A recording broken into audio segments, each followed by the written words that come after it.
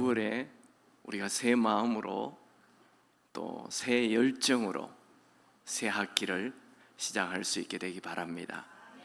오늘부터 하박국서를 보게 됩니다.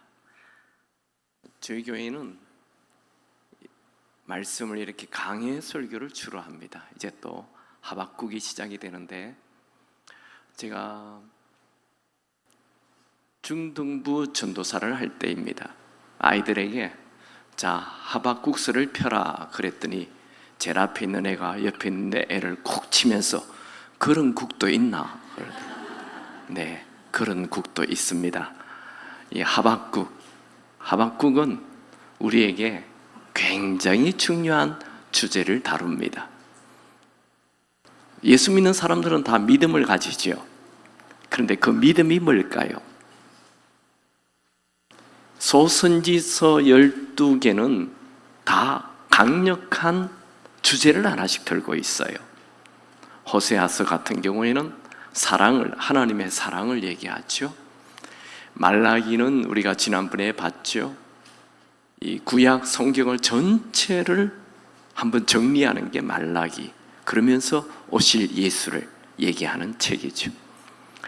오늘 이 하박국은 우리가 너무 잘 알고 있는 믿음, 그 믿음이 내가 생각하는 믿음이 아닐 수가 있어요. 그래서 그 믿음이 뭔지를 이 하박국서는 정확하게 보여줍니다. 그러니 우리가 이 하박국서가 얼마나 중요한지, 오늘 1장을 다루고 내일 다음 주에 2장을 다룰 때 오직 의인은 믿음으로 말미암아 살리라는 말씀이 등장하는데, 다음 주에 빠지면 안 돼요. 어떻게 하면 좋아요? 명절이 있는데.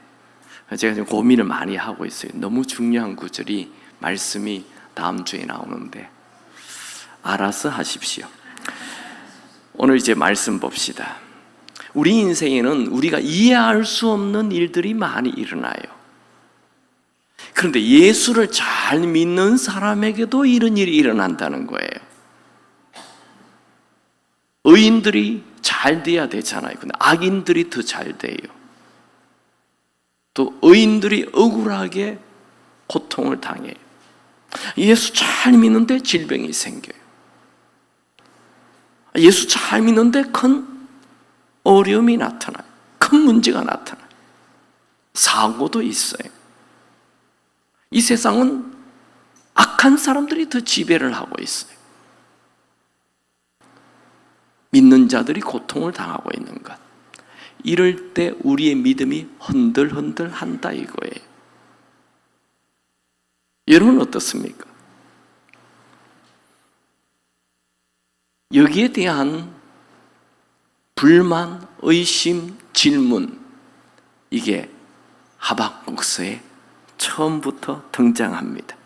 어쩌면 하박국이 우리의 마음을 대변해 주기도 합니다. 우리도 이런 질문이 있잖아요. 하박국서는 오늘부터 시작이 되는데, 저는 여러분들이 한 20번 정도 그냥 읽으시면 좋겠어요. 아멘 안 하죠? 다행한 것은 3장밖에 안 돼요. 그러니까 한 번에 앉으면 한 5번 읽을 수 있어요. 20번 읽는 거 별거 아니에요. 우리는 많이 이제 훈련했잖아요. 우리 옛날에 로마서 할 때 로마서 100독을 했어요. 100독도 다 했어요. 말라기 20번, 그 별거 아니었죠? 이번에 또 하박국 제가 50번 할까 하다가 20번, 딱 20번만 이렇게 여러분들 읽어 놓으면 주일마다 이 말씀이 꿀송이처럼 달 것입니다. 권면합니다. 20번 읽으십시오. 이제 하박국서의 배경을 좀 봅시다. 여러분 삽지로 제가 이렇게 해놨죠? 그게 보면 1번 하박국의 저자. 하박국의 저자가 누구예요? 네, 묻는 제가 바보죠. 1장 1절에 하박국이라고 나와 있어요. 그러니까 이 하박국서는 하박국이라는 사람이 있었어요. 하박국은 뜻을 알아야 되잖아요. 호박국이냐 하박국이냐 이런데, 하박국의 뜻은 껴안는다, 포옹한다, 이런 뜻입니다. 이 하박국이라는 사람의 신분이 뭔가, 이 사람에 대해서 아는 게 있는가? 성경에 하박국이라는 이름은 하박국서밖에 안 나와요.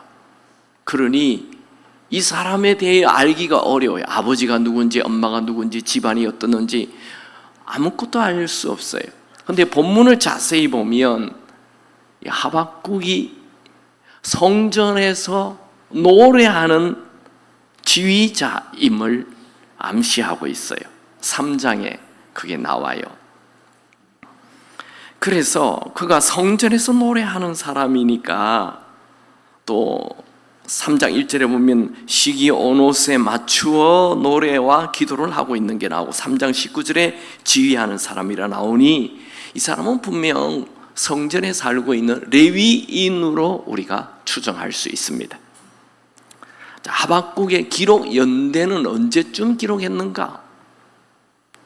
이 하박국은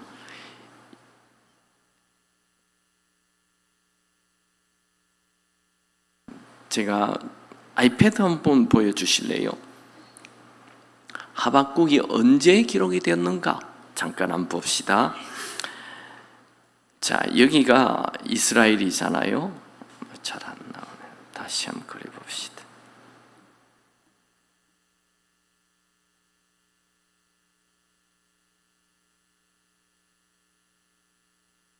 자, 여기가 이스라엘입니다. 여기. 이스라엘이 여기 있는데, 이스라엘 밑에 여기 애굽이 있어요. 여기 애굽이에요. 애굽이 굉장히 큰 나라고 힘이 센 나라입니다. 그런데 이 이스라엘 위에, 이 위쪽에 여기에 아수르가 있어요. 아수르는 요 니느웨를 요 아시리아로 되어 있는 이쪽에, 이 티그리스 강과 유프라테스 강 사이에 여기 아수르라는 나라가 있어요. 아시리아라도 하고. 그리고 아시리아 밑에 여기에 바벨론이라는 나라가 있어요. 이 거대 강국이 이스라엘 주변에 3개가 있습니다. 여기 애굽과 여기 아수르와 바벨론, 이렇게 3나라가 있는데, 이 이스라엘이 언제 망하느냐? 이스라엘은 2나라로 나눠져 있죠. 북이스라엘과 남쪽 유다로 나눠져 있는데, 이 북쪽 이스라엘은 요 아수르가 공격을 해서 사라집니다. 망해버립니다. 오늘 우리가 보고 있는 이 본문은 여기 남쪽 유다가 살아있어요. 남쪽 유다는 언제 망하느냐 하면, 요 아수르를 점령하고 이 뒤에 생겨 있는 요 바벨론이 와서 남쪽 유다를 망하게 하는 거예요. 그때 이 하박국이 기록이 돼요. 그러니까 우리 머리 안에, 북쪽 이스라엘은 아수르가 BC 722년에 망하게 했고, 남쪽 유다는 BC 586년에 남쪽 유다를 바벨론이 망하게 했구나. 바벨론이 이 남쪽 유다를 망하게 하기 직전에 하박국이라는 사람이 이 모든 것을 알고 있었다. 이렇게 그냥 머리 안에 대충, 남쪽 유다가 망하기 전에 이 하박국이라는 선지자가 하나님에게 이런 기도를 하고 있구나. 잠깐 한번 봅시다. 다시 한번 정리해 볼게요.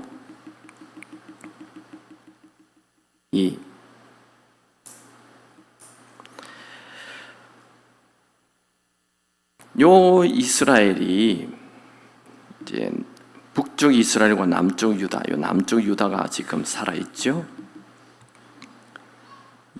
남쪽 유다가 요시야 왕 시대, 굉장히 선하고 좋은 왕입니다.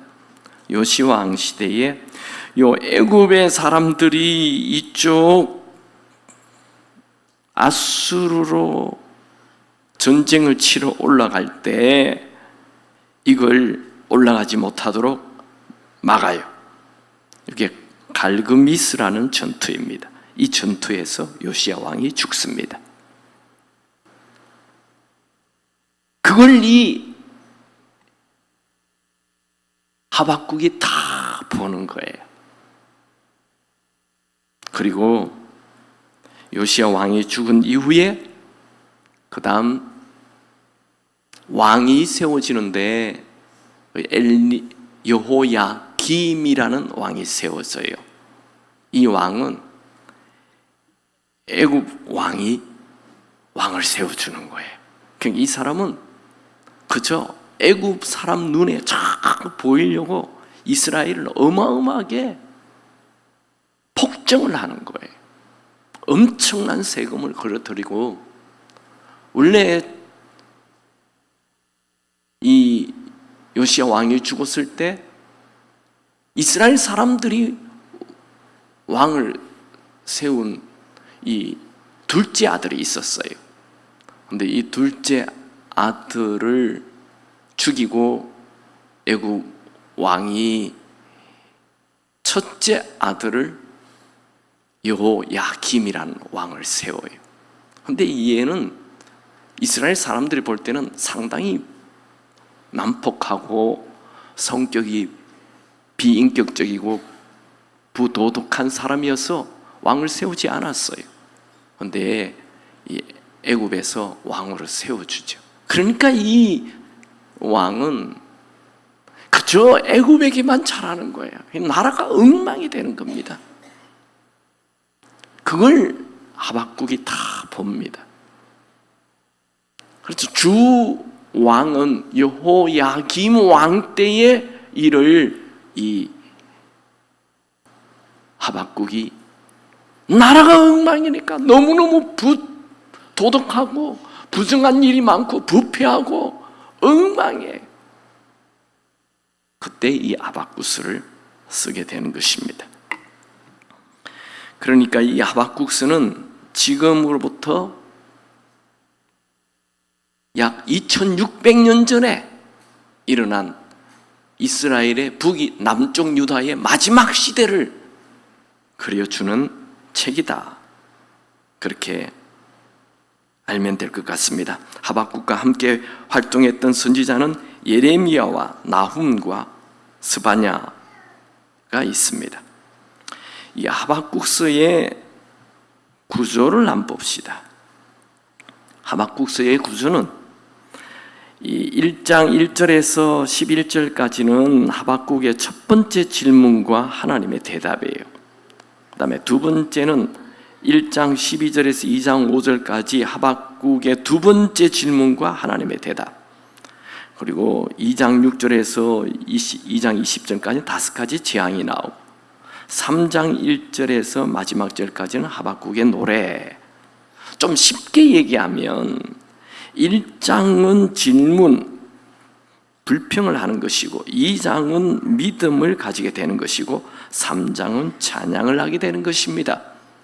이 하박국의 구조를 간단하게 설명한다면 질문과 의문과 불평의 시작이고, 믿음을 가지게 되어서 결국 찬양으로 끝이 나는 이런 구조를 가지고 있습니다. 우리의 신앙도 그렇죠. 처음에 얼마나 많은 질문을 알아요. 하나님 진짜 계세요? 이거부터 우리가 믿음이 시작이 되잖아요. 근데 계신 것 같은데 요건 조금 이해가 되지 않는데요? 하면서 이제 불평이 시작이 돼요. 불평을 통해서 의심이 생기면서 믿음이 생겨요. 점점 큰 믿음이 생겨요. 큰 믿음을 가지게 되면 내 인생에 무슨 일이 일어나든 찬양하는 자가 되는 것입니다. 여러분, 이 단계로 갈 수 있게 되기 바랍니다. 그런데 어떤 분들은 영원히 불평하는 자리에 있어요. 항상 불평해요. 믿음이 자라지 않아요. 교회는 오래 다녔는데 언제나 불평해요. 초등학교 1학년에 평생 1학년에 평생. 참 안타깝죠. 1학년의 수준을 벗어나요. 교회는 다녀요. 하나님은 계신 것 같아. 하나님이 계시지 않으면 이 온 우주 만물 인생 전부가 이해가 되지 않으니까 하나님은 계시는데, 그런데 의문이 자꾸만 생겨. 불평이 자꾸만 생겨. 믿음이 자라야 됩니다. 여러분들은 이 하박국서를 통해 여러분이 점프할 수 있게 되기를 축원합니다. 네 번째 하박국서의 요절이 뭘까요? 하박국서의 모든 성경은 66권이 다 요절이 있어요. 가장 중요한 구절이 있어요. 하박국서의 제일 중요한 구절은 하박국서 2장 4절. 우리 한번 같이 읽을까요? 시작. 보라, 그의 마음이 교만하며 그 속에서 정직하지 못하나 의인은 믿음으로 말미암아 살리라. 이 의인은 믿음으로 말미암아 살리라, 이 구절 때문에 로마서가 기록이 되죠. 오직 의인은 믿음으로 말미암아 살리라. 이게 로마서 1장 17절 말씀 아닙니까? 너무 중요한, 중세에 종교 개혁이 일어나죠. 마르틴 루터, 칼빈 이런 사람들이 이 하박국서 2장 4절 믿음으로 말미암아 살리라, 이 말씀을 딱 붙들고 종교 개혁을 일으키는 거예요. 그러니까 얼마나 중요한 책입니까? 이 하박국서는 이 소선지서가 몇 개죠? 모르세요? 소선지서는 12개잖아요. 호요람, 오변, 미나, 합숙, 학승, 말. 무슨 말인지 몰라요? 자, 이 하박국서는 소선지서 중에 몇 번째? 호요람, 오변, 미나, 합숙, 학승, 말인데 아직도 모르겠어요. 몇 번째 나와요?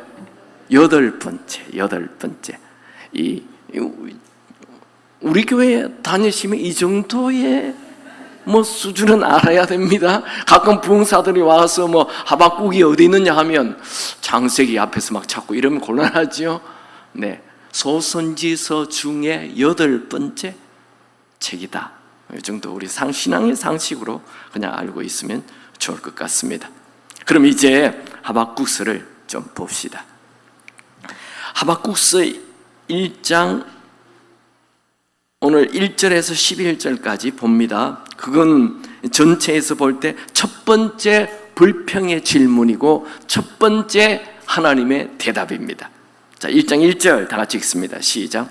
선지자 하박국이 묵시로 받은 경고라. 경고라는 뜻은 무겁다라는 뜻이 있어요. 그러니까 이 하박국서를 무겁게 받아들여야 돼. 내 마음에 아주 중요하게 차지해야 한다는 거예요. 무겁다라는 것은 또 다른 뜻, 중요하다는 말이 이렇게 바람 불면 휙 날아가는 게 아니고 중요하게 내 마음의 중심에 딱 있어야 되는 무거운 말씀, 중요한 말씀, 결코 가볍게 여기면 되지 않는 말씀이다 라는 뜻입니다. 하박국의 신분이 뭐라고요? 레위인으로 추정을 한다. 그는 언제나 성전에 있었던 사람이다. 이게 나중에 굉장히 중요합니다. 하박국서의 첫 번째 질문 봅시다. 그의 불평이죠. 2절에서 4절까지 다 같이 읽습니다. 시작. 여호와여, 내가 부르짖어도 주께서 듣지 아니하시니 어느 때까지니까? 내가 강포로 말미암아 외쳐도 주께서 구원하지 아니하시니이다. 어찌하여 내게 죄악을 보게 하시며 패역을 눈으로 보게 하시나이까? 급탈과 강포가 내 앞에 있고 변론과 분쟁이 일어나나이다. 이러므로 율법이 해이하고 정의가 전혀 시행되지 못하오니 이는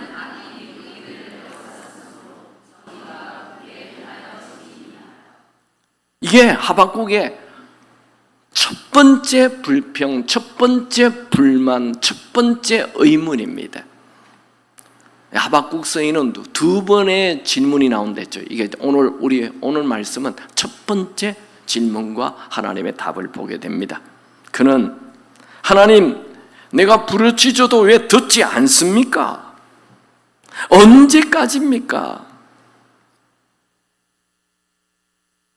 이렇게 시작합니다. 아마도 하박국은 평소에 기도를 많이 한 사람 같습니다.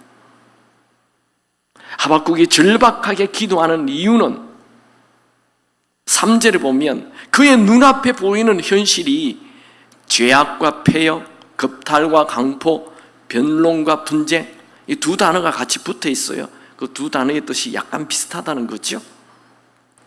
하박국 시대에는 죄악이 가득했고 강포가 가득했고 끝없는 분쟁이 있다는 거예요. 특별히 여기 나오는 단어, 우리가 주목해야 할 한 단어가 있는데 강포라는 단어예요. 이 단어는 하박국서에 6번 나옵니다. 뭐든지 계속 나오는 단어는 이유가 있죠. 그만큼 강조하고 있는 거예요. 강포라는 단어는 이 1장 2절 3절에 나오고 9절에 나오고 2장 8절에 나오고 2장 17절에는 2번, 그렇게 총 6번 나와요. 강포, 우리가 쓰는 단어가 아니기 때문에 좀 설명이 필요합니다. 이 강포라는 단어는 히브리어로 하마스입니다. 자, 우리 하마스 하면 기억나는 게 있죠. 요새 지금 아랍 쪽에 하마스 있잖아요. 하마스는 어떻게 해요? 하마스는 어린아이도 막 죽여요. 임산부도 막 죽여요. 그냥 죽이지도 않죠. 칼로 사람 목도 막 날려요. 임산부의 배를 막 찔러요. 그러니까 이 하마스, 이 강포라는 뜻은 무자비한 폭력을 얘기하는 거예요. 그냥 폭력이 아니고 뭐 사람을 한 대 때렸다가 아니에요. 그냥 무자비하게 사람을 죽이는 거예요. 그게 지금 이스라엘 땅에 지금 펼쳐지고 있는 거예요. 이 남쪽 유다 땅에. 그걸 이 하박국이 보며 경악하는 거예요. 어떻게 우리나라에 이런 일이 일어날 수 있냐고. 정의는 어디 가고 공의는 어디 가고 지금 이렇게 이런 일이 일어날 수 있냐고. 하나님이 살아계시는데 어떻게 이럴 수 있냐고. 정의가 사라져버린, 맨날 분쟁을 하고. 이게 2600년 전의 얘기예요. 정의가 없어요. 공의가 없어요. 좋은 사람이 정치를 안 해요. 악한 사람들이 정치를 해요. 우리 비슷하잖아요. 남의 일이 아닙니다. 지금 우리 한국도 정상이 아니에요. 부정한 세력들이 힘을 쥐고 있잖아요.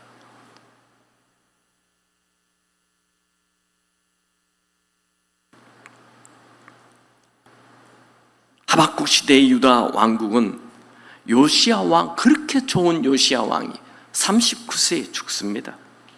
그의 둘째 아들 여호야김이 아주 폭정을 하는 거예요. 여호야김은 25살에 왕이 됩니다. 이스라엘 사람들이 왕으로 세워준 사람이 아니에요. 애굽 왕이 그를 왕으로 세워줬으니 철저히 애굽에게 복종하는. 예레미야서에 보면 이 여호야김은 성경을 찢어버리고 불태워버리고 우상 숭배하는 자로 나와 있어요. 백성들에게는 어마어마한 세금을 물게 하고 불공평하게 노동을 강요하고, 그는 결국 쇠사슬에 묶여서 바벨론에 끌려가서 죽게 됩니다. 하박국은 우상 숭배와 이 하마스, 무자비한 폭력을 매일 그의 눈에 보게 되니 하나님 앞에 엎드려 하나님 어찌하여 이런 폭력을 보게 하십니까? 왜 하나님의 말씀이 다 사라지고 악인들이 가득하고 이런 나라가 어떻게 됩니까? 왜 하나님 가만히 계십니까? 하박국은 불평은 하는데 하나님의 살아 계심을 믿기 때문에 불평하는 것입니다. 그냥 무조건 불신이 아니에요.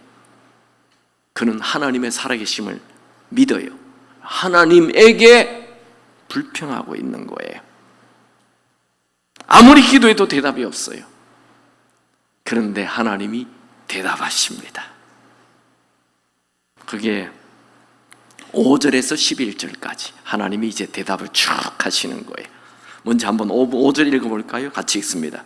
여호와께서 이르시되 너희는 여러 나라를 보고 또 보고 놀라고 놀랄지어다.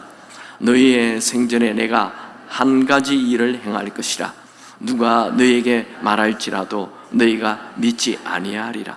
오랫동안 기도했는데 어느 때까지 기다려? 어찌하여 잠잠하십니까? 그런데 하나님은 드디어 응답하십니다. 그의 하나님의 대답은 전혀 상상도 할 수 없는 그런 대답을 하시는 거예요. 너무 놀라운 일이어서 얘기해줘도 너희들이 믿지 못할 만한 일을 내가 일으키겠다. 이게 5절 말씀이에요. 자, 6절, 7절, 8절 같이 읽습니다. 시작.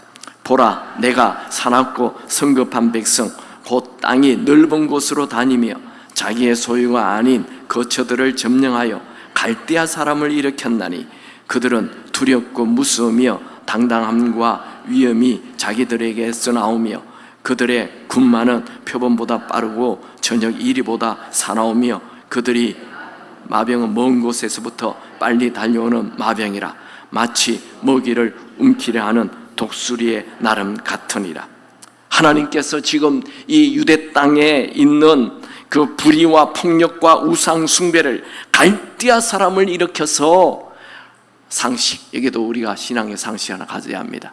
갈대아 사람이라는 것은 유프라테스 강과 티그리스 강 저 밑쪽에 아까 얘기했죠. 그 바벨론, 그 두 강 사이에 있는 하구 쪽에 있는 바벨론 사람을 갈대아 사람이에요. 여기 갈대가 많은 곳이 이 갈대아 사람이에요. 이 사람들은, 이 사람은 하나님이 일으킨다. 그러니까 우리가 신앙상식으로 갈대아 사람 하면 누구라고요? 바벨론을 얘기하는, 신바벨론 국가. 바벨론을 내가 일으켜서 지금 너희 안에 있는 이 모든 이 악한 자들이 악행을 하고 있는 이 악한 자들 다 쓸어버리겠다는 거예요. 그 말씀을 하고 있는 거예요. 그게 이 바벨론 사람들을 의인화, 약간 이렇게 은유로 표현하고 있죠. 표범보다 빠르고 저녁에 먹을 것이 없어서 공격하는 이리 때보다 사납고 먹이를 낚아채는 독수리처럼 빠르게 달려올 것이다. 이렇게 동물, 새 동물을, 성경, 우리 하나님 참 재밌죠? 우리 하나님은 문학적이세요. 여러분, 성경을 이해하려면 약간 문학도가 돼야 돼요. 은유도 쓰시고 비유도 참 많이, 예수님은 굉장히 비유를 많이 하시죠. 우리 잘 알아들으라고 비유도 하시고 은유도 쓰시고 또 의인화도 하고 사람처럼 또 말을 하시고, 지금은 이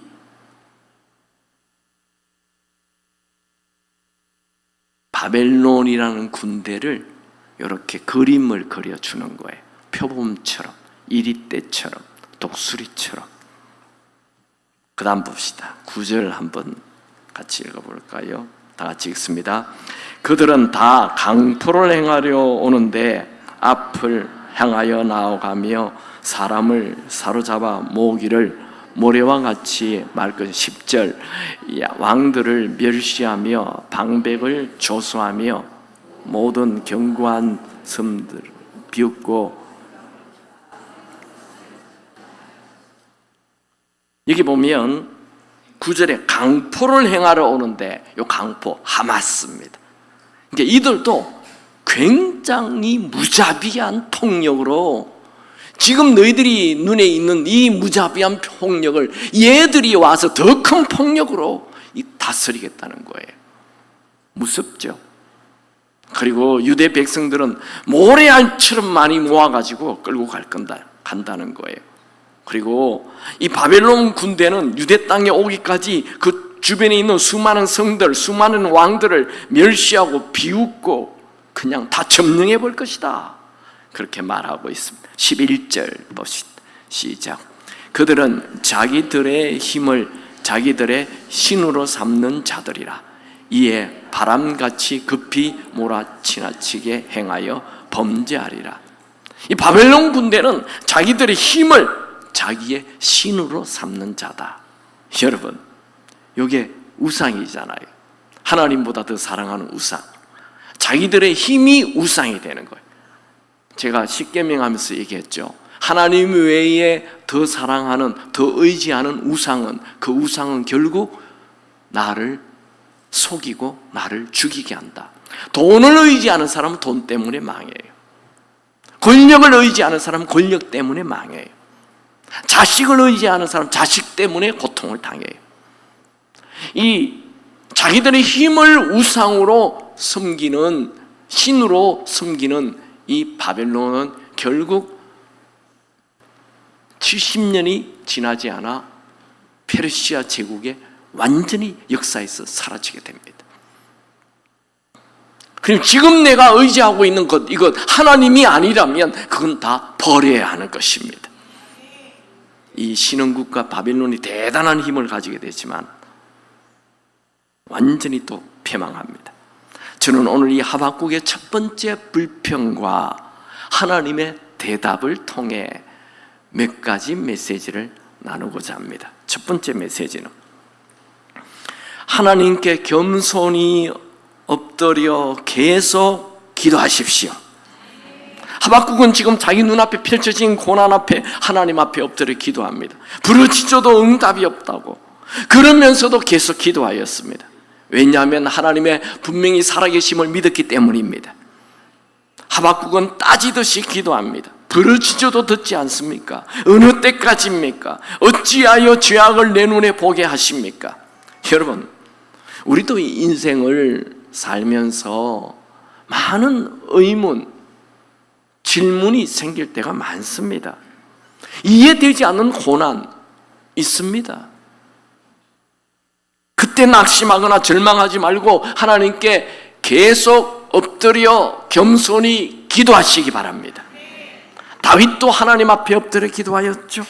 시편 22편 1절 2절을 보면 내 하나님이여 내 하나님이여 어찌 나를 버리셨나이까? 어찌 나를 멀리하여 돕지 아니하시오며 내 신음소리를 듣지 아니하시나이까? 내 하나님이여 내가 낮에도 부르짖고 밤에도 잠잠하지 아니하오니 응답하지 아니하시나이까? 여러분, 하나님 앞에 이렇게 부르짖어 여러분의 마음의 아픔을 하소연하셔도 됩니다. 사람 찾아다니면서 하소연하지 말고 하나님 앞에 다 여러분의 심령을 토하시기 바랍니다.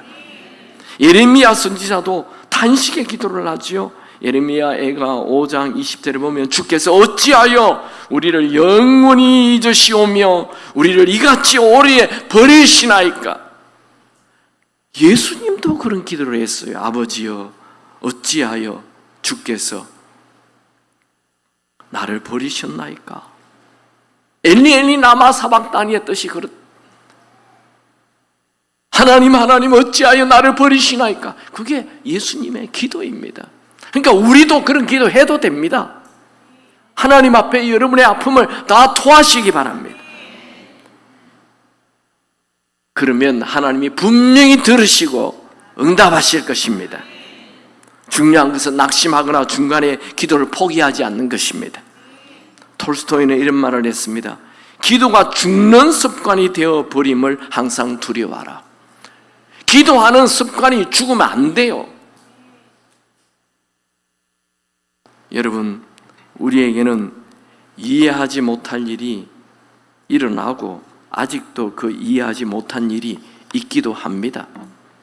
저에게도 이해하지 못하는 일들이 있습니다. 인생은 1+1은 2라는 그 수학 공식처럼 그렇게 단순하지가 않습니다. 인생은 미스테리입니다. 인생은 금수저라고 잘 되는 것 아니고 돈 있다고 실력 있다고 힘 있다고 다 잘 되는 것 아닙니다. 인생을 잘 살 수 있는 비결은 범사에 그분을 인정하고 그분의 도움을 구하며 사는 겸손한 자세입니다. 우리가 잠언 3장 5절 6절 다 외우죠? 다 같이 읽어볼까요? 시작. 너희는 마음을 다하여 여호와를 신뢰하고 너의 명철을 의지하지 말라. 너는 범사에 그를 인정하라. 그리하면 내 길을 지도하시리라.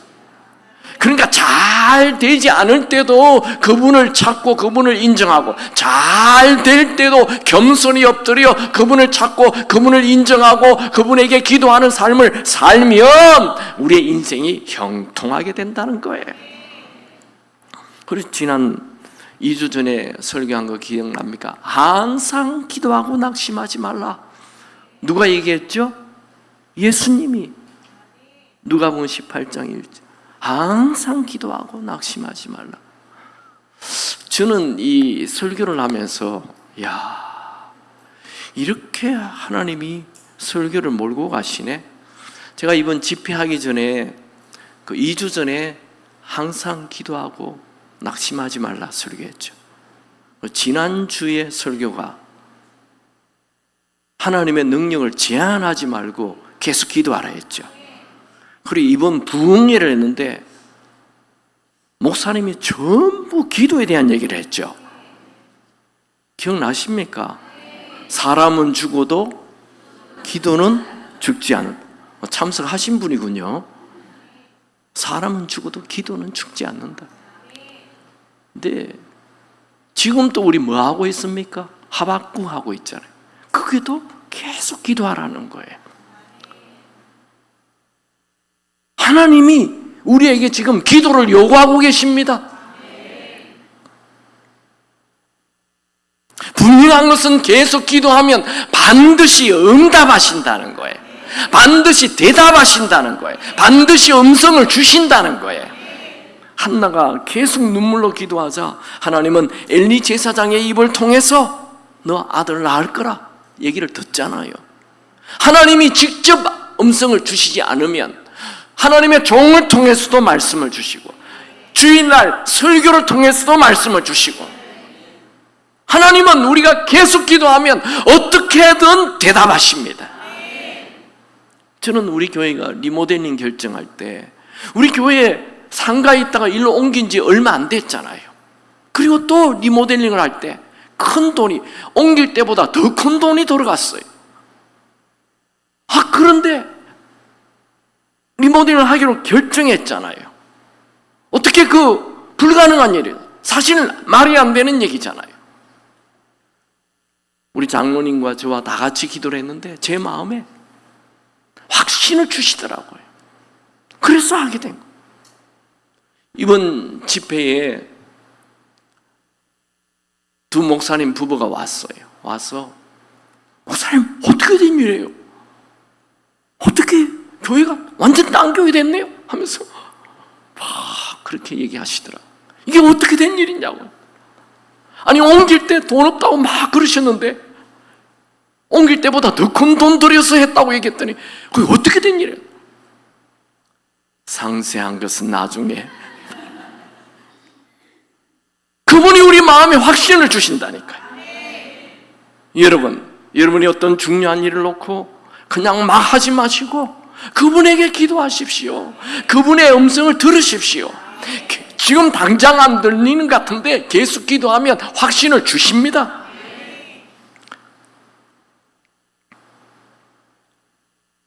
예레미야 33장 3절 너무 유명한 말씀이 너는 내게 부르짖어라 내가 내게 응답하겠고 네가 알지 못한 일은 크고 은밀한 일을 너에게 보이리라. 다윗은 그렇게 어찌하여 대답 안 하냐고 그렇게 했죠. 그런데 시편 40편 1절에 내가 여호와께 기다리고 기다렸더니 귀를 기울사 나의 부르짖음을 들으셨도다. 여러분들도 기도하고 하나님의 응답이 있었다라고 고백할 수 있게 되기 바랍니다. 예레미야 애가 3장 25절 26절 기다리는 자들에게나 구하는 영혼들에게 여호와는 선하시도다. 사람이 여호와의 구원을 바라고 잠잠히 기다림이 좋도다. 여러분, 우리가 왜 기도를 해도 하나님의 응답을 듣지 못합니까? 그것은 형식적인 기도를 하거나 아예 틀에 박힌 기도를 하거나 서둘러 기도를 해치우기 때문에 그렇습니다. 여러분 기도하는 걸 즐기시기 바랍니다. 그냥 그분 앞에 앉아있는 자체를 행복해 하시기 바랍니다. 다윗은 하나님을 기뻐하며 모든 우리의 소원을 들어주신다라고 말하였죠. 시편 37편 4절 또 여호와를 기뻐하라 그가 내 마음의 소원을 너에게 이루어 주시리로다. 첫 번째 메시지는 하나님 앞에 겸손히 엎드려 계속 기도하라는 게 첫 번째 메시지. 두 번째 메시지는 하나님은 죄는 심판하시고 고난을 통해 우리를 단련시키십니다. 하나님은 이스라엘 땅이 왜 이렇게 이렇게 바벨론에게 짓밟히는 상황까지 오게 됩니까? 솔로몬 때부터 시작되는 거예요. 솔로몬이 우상 숭배를 하잖아요. 그러니까 너무 잘 되면 이 사람이 죄에 빠지기 쉬워요. 솔로몬 너무 잘 되잖아요. 항상 이거는 전 세계 역사가 얘기하는 거예요. 유럽이 비참하게 살아갈 때 청교도 믿음으로 하나님 붙들고 잘 사니까 하나님이 유럽에 어마어마한 복을 주잖아요. 세상의 모든 축복이 유럽에서 쏟아질 만큼 막 그냥 어마어마한 천재들이 나오고 어마어마한 그냥 발견들이 되고 발명이 나오고 막 유럽이 얼마나 잘 살았습니까? 잘 사니까 하나님을 딱 버리는 거예요. 그래서 신앙 버리고 이 하나님의 불이 미국으로 가버렸죠. 또 미국이 청교도 믿음으로 얼마나 잘 살았습니까? 얼마나 온 세계 중심이 되었습니까? 불과 몇백 년 만에. 그런데 이 성적 타락,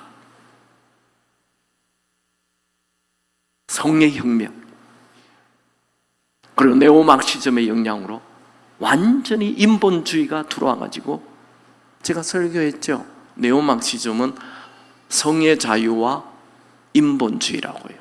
휴머니스트. 그거로 미국이 완전히 무너져버립니다.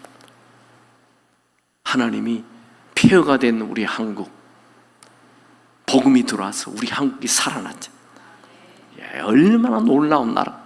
이 한국도 1990년부터 시작된 성의 자유와 인본주의로 우리나라 완전히 지금 무너지고 있어요. 하여튼 잘 살면 인본주의를 들고 성의 자유를 들고 나온다. 잘 살면. 잘 사는 분들은 조심하시기 바랍니다. 나 좀 잘 사는데 조심하세요. 잘 살면 아들, 딸이 타락합니다. 인본주의로 가버려요. 이스라엘이 너무 잘 살게 되니까, 솔로몬이 너무 잘 살게 되니까 이 솔로몬이 우상 숭배를 하기 시작하는 거예요. 부인이 막 많아져요. 일단 부인 많아지면 문제야. 우리 남편들 정신 차려야 돼요. 부인이 많아지면 막 망하는 거예요. 하나님이 솔로몬을 당장 죽여버릴 수도 있는데, 너의 아비 다윗 때문에 내가 너를 심판하지 않겠다. 나 살려줘요. 다윗, 이 솔로몬을 그 자리에 죽일 수가 있어요, 하나님은요. 그런데 아버지 때문에 살려주는 거예요. 그리고 너의 아들 때에 내가 심판하겠다. 그리고 솔로몬의 아들 때에 이 나라가 두 쪽으로 딱 쪼개져 버립니다.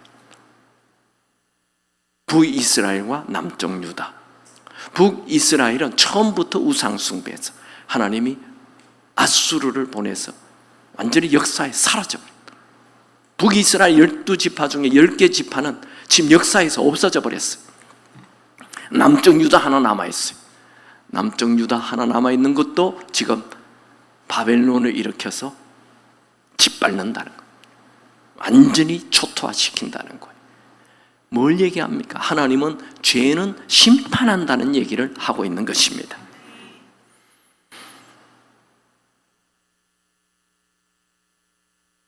하나님은 이스라엘 백성들을 사랑하지만 죄는 심판하십니다. 이사야 13장 11절, 내가 세상의 악과 악인의 죄를 벌하며 교만한 자의 오만을 끊으며 강포한 자의 그만을 낮출 것이며, 시편 37편 38절에 범죄자들은 함께 멸망하리니 악인의 미래는 끊어질 것이나, 예레미야 21장 14절, 내가 너희 행위대로 너희를 벌할 것이요 내가 또 수풀에 불을 놓아 그 모든 주의를 사르리라. 여호와의 말씀이니라. 신명기 28장 15절, 네가 만일 내 하나님 여호와의 말씀을 순종하지 아니하며 내가 오늘 너에게 명령하는 그의 모든 명령과 규례를 지켜 행하지 아니하면 이 모든 저주가 너에게 임하여 너에게 이룰 것이다. 그러니까 우리는 죄 짓는 걸 가볍게 여기면 안 됩니다. 죄 짓는 걸 우습게 여기면 안 됩니다. 죄는 반드시 심판하십니다. 여러분의 미래를 좋게 만들기를 원하십니까? 죄를 가까이 하지 않기 바랍니다. 사람은 좋은 미래, 잘 먹고 잘 사는 것은 엄청 좋아해요. 그런데 죄를 가까이 하면 좋은 미래 오지 않습니다. 두 번째, 강력한 메시지. 야, 내가 잘 살길 정말 복받기를 원하면 죄를 멀리해야 되는구나. 악에서 구하옵소서. 매일 기도하시기 바랍니다. 죄와 멀리하십시오. 죄는 언제나 잘 될 때 옵니다. 다윗이 왜 범죄합니까? 잘 될 때 범죄합니다. 파티 있을 때 항상 조심하세요. 파티 있을 때. 또 무슨 좋은 잔치 있다, 조심하세요. 잘 될 때 조심해요. 하나님은 이들을 다 포로로 끌려가게 해버립니다. 모래알처럼 포로로 끌려가게. 근데 우리 하나님은 이 포로 기간은 이스라엘 백성들을 정결하게 하는 기간으로 만듭니다. 고난은 우리 안에 있는 불순물을 제거하게 하고 거룩하게 만들어줍니다. 욥기 23장 10절, 그러나 내가 가는 길을 그가 아시나니 그가 나를 단련하신 후에는 내가 순금같이 되어 나오리라. 고난은 우리를 망하게 하지 않은 것이 아니고 우리를 더욱 하나님을 붙잡게 합니다. 여러분, 고난 앞에 하나님과 멀어지지 마시고 고난 앞에 하나님과 더욱 가까워지시기 바랍니다. 우리는 편하게 살려고 태어난 것이 아니라 예수님처럼 살려고 태어났습니다. 우리의 삶의 목표는 예수님처럼입니다. 예수님의 인격을 닮아가기 바랍니다. 마지막 세 번째 메시지는 언제나 하나님을 신뢰하십시오. 여러분, 하나님이 계시지 않는 것 같습니까? 악한 사람이 이기고 선한 사람이 해를 당하고 있습니까? 하박국서에는 요시야와 같은 선한 왕이 39세에 애국과 전쟁을 하다가 죽는 것을 보게 됩니다. 이 하박국은 이걸 이해할 수가 없었어요. 요시야 왕은 이 남쪽 유다 왕 중에 최고의 왕입니다. 다윗 이후에 그 열왕 시대의 최고의 왕이에요. 하나님은 이 요시야를 어떻게 평가합니까? 그는 열왕기하 23장 25절을 보면 요시야와 같이 마음을 다하여 뜻을 다하여 힘을 다하여 모세의 모든 율법을 따라 여호와께로 돌이킨 왕은 요시야 전에도 없었고 후에도 그와 같은 자가 없었더라. 이 요시야 왕은 할아버지 므낫세, 아버지 아몬은 어마어마한 우상 숭배를 했음에도 불구하고 8살의 왕이 되어 종교 개혁을 일으켜서 우상 숭배를 싹 다 없애버리고 성전에 있는 우상 불태워버리고 나라 곳곳에 있는 우상들을 다 없애버린, 그리고 하나님 말씀을 전 백성들 다 불러 모아가 듣게 하고 유월절을 지키게 하였던 정말 전무후무한 하나님의 사람이었습니다. 그런데 그가 39살에 죽어버리는 거예요. 하나님이 살아계시면 이럴 수가 있습니까? 이럴 때 믿음이 빼딱해지면 안 돼요. 여러분, 믿음 좋은 사람이 옳은 일 당할 때 여러분의 믿음이 흔들리지 않기 바랍니다. 내가 바르게 살았는데 옳은 일 당할 때 여러분의 믿음이 흔들리면 그 믿음 가짜예요. 여러분, 태풍이 온다고 해서 흑암 비구름이 몰아친다 해서 해가 없습니까? 비구름이 몰아쳐도 해는 떠 있어요. 인생에 이해할 수 없는 일이 있으나도 하나님은 살아 계십니다. 세례 요한은 헤롯 왕의 불륜과 간통을 책망하다가 감옥에서 죽어버렸어요. 예수님의 제자들은 요한을 제외하고 모두 다 순교했어요. 그럼 인생이 뭡니까? 인생은 영원한 천국을 준비하는 기간입니다. 여러분들, 우리는 이 땅의 행복을 위해 사는 자가 아닙니다. 우리는 영원한 땅을 위해 사는 자들입니다. 영원한 땅을 향해 사는 자들입니다. 이 세상은 천국이 아닙니다. 이 세상에는 폭력과 불의와 공평함이 가득 차 있습니다. 그래도 믿음을 가지기 바랍니다. 말합시다. 그래도 믿음을 가지자. 아무리 이해할 수 없는 일을 만나도 믿음을 가져야 돼요. 우리 주변에 예수 잘 믿다가 그냥 이해할 수 없는 일이 일어났다고 딱 예수를 안 믿는 친구들 많아요. 혹은 믿음이 자라는 기회를 버린 거예요. 어떤 집사님을 만났는데 이분은 초등학교, 중학교, 고등학교 신앙생활 잘했어요. 같이 막 교회에서 너무너무 재밌게 신앙생활했는데 친구가 군대를 갔어요. 군대에서 그 예수 잘 믿는 친구가 군대에서 죽어버렸어요. 그날로 믿음을 버리는, 하나님이 살아계시면 어찌 이러는가. 믿음 버려버렸어요. 요럴 때 믿음 생활 잘해야 됩니다. 그리고 시집을 갔어요. 아이를 낳고 아이가 학원에 가는데 아이를 태우고 학원에 내려주고 차를 몰고 가는데 뒤에서 차가 덮쳐버렸어요. 뒷자리가 완전히 그냥 자리가 없어져 버렸어요. 목숨이 살았어요. 그 순간 눈물이 쏟아집니다. 두 가지 생각이요. 내 아들이 있었으면 적사했구나. 하나님 감사합니다. 눈물이 쏟아져. 하나님에 대한 거룩한 경외심이 생겨. 다시 믿음 생활 잘합니다. 한 목사님은 목회를 하는데 너무 고통스러워서 그냥 기도원에 가서 40일 금식을 합니다. 목회가 쉬운 게 아니에요. 목회는 교인 100명이면 시어머니 100명이 있는 거예요. 그러니까 누가 목회하려고 그랬어요? 우리 교인 이제 600명인데 교인 600명이면 시어머니 600명이 있습니다. 목사들에게 고통 주는 교인 되지 않기 바랍니다. 아멘입니까? 내까지 고통 줬을 되겠냐? 어쨌든 이 목사님이 기도원에 가서 40일 금식을 했는데 죽어버렸어. 그 목사님 아들이 어떻게 될까요? 하나님 살아계세요? 우리 아버지 그렇게 교회에서 헌신을 하고 죽었어. 근데 이 아들이 삐딱선을 안 타요. 믿음을 가졌어요. 그리고 신학교로 가고 목사가 됐어요. 지금 10,000명 이상 모이는 목회를 하고 있어요. 여러분, 내가 꼭 복을 받아야 됩니까? 하나님의 계획이 있어요. 내 눈에 이해가 되지 않아도 하나님의 살아계심을 믿고 그 이해되지 않는 일을 뛰어넘을 수 있게 되기 바랍니다. 여러분, 우리의 작은 머리로 하나님의 그 광대하심 이해할 수 없습니다. 내 작은 머리로 하나님이 이해가 되지 않습니까? 당연한 일이죠. 물 한 컵으로 바닷물을 다 퍼낼 수 있어요.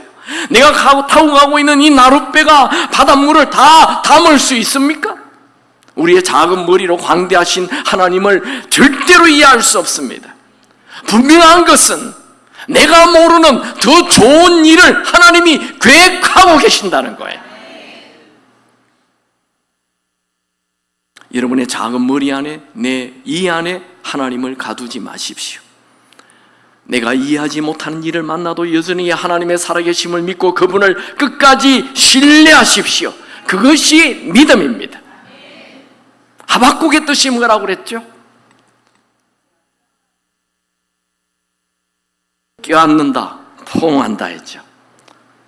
하박국은 하나님 말씀을 껴안았습니다.